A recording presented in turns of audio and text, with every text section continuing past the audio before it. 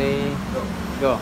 So hello guys, good afternoon. So ari palisubong sa MKGR Food Box. Kag amo na ang ilang chef, si Chef Radel. Pakilala sir. Yes, may nga po mga taga-kadisnon.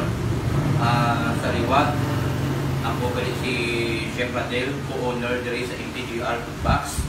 Kag ako nag-anyo sa inyo nga kung gusto nyo matilawan ng mga pagkaon at ulang ako diri sa MKGR Food Box. Diri lang kami naka-locate sa Atubang Santa Niki Street, Boy Albert. Nga going to Daga nga road. Makita nyo dito sa right side may mga payong diri sa Gagwa, no? Hindi mo muya-uya. Kadto mo diri kay ang among mga pagkaon sa affordable. Kag hindi nyo dito mo manginom sa presyo.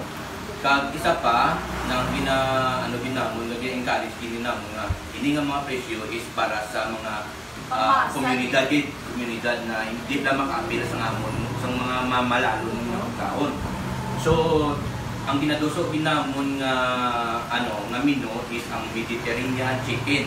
So kung matilawan nyo na siya, kung nakakaon ka mo sa mga iban na mga resto, so itry nyo tilawan ang MKGR kay sigurado maano nyo ang sabor sa hindi ni siya this is marination. Ang agamon nga marination is minimum is 8 hours. So sir, ano nga ba mo sa si ate? Sa ako naman hilig na sister, owner sa MKGR.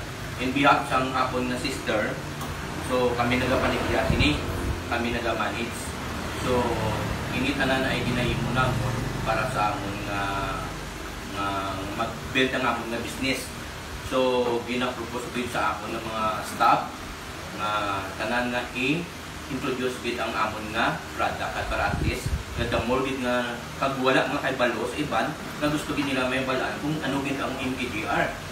So it means ang MKGR na siya is namon shortcut ng nanamon mo bilang na siya stand for the M is Mascara, Creation, and J is Joanna, and R is Radel. That's why MKGR called MKGR Food Box.